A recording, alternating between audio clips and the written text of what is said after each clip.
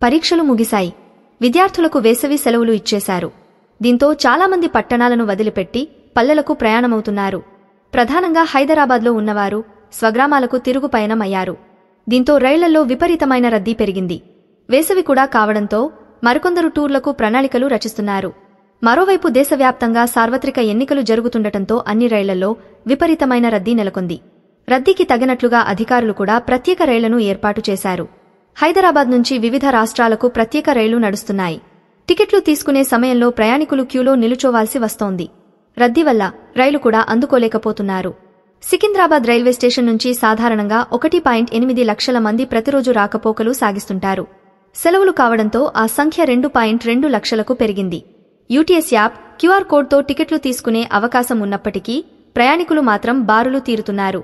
దీంతో దక్షిణ మధ్య రైల్వే అధికారులు కీలక నిర్ణయం తీసుకున్నారు.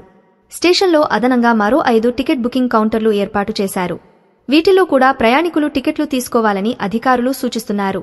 భారీగా బారులు తీరి ఇబ్బంది పడాల్సిన అవసరం లేదని, వెంటనే ఈ కౌంటర్ల నుంచి టికెట్ పొందాలని చెబుతున్నారు. ప్రయాణికుల రద్దీ ఇంకా ఎక్కువగా ఉంటే మరిన్ని రైళ్లను కూడా ఏర్పాటు చేస్తామని ప్రకటించారు. సికింద్రాబాద్ రైల్వే స్టేషన్ నుంచి రద్దీ బాగా ఎక్కువగా ఉండటంతో అధికారులు కూడా కొన్ని రైళ్లను త్వరలోనే చర్లపల్లి రైల్వే స్టేషన్ నుంచి నడపబోతున్నారు. సికింద్రాబాద్ వచ్చే పనిలేకుండా చర్లపల్లి నుంచి మౌలాలి, సనత్ నగర్ మీదుగా లింగంపల్లికి చేరుకోవచ్చు.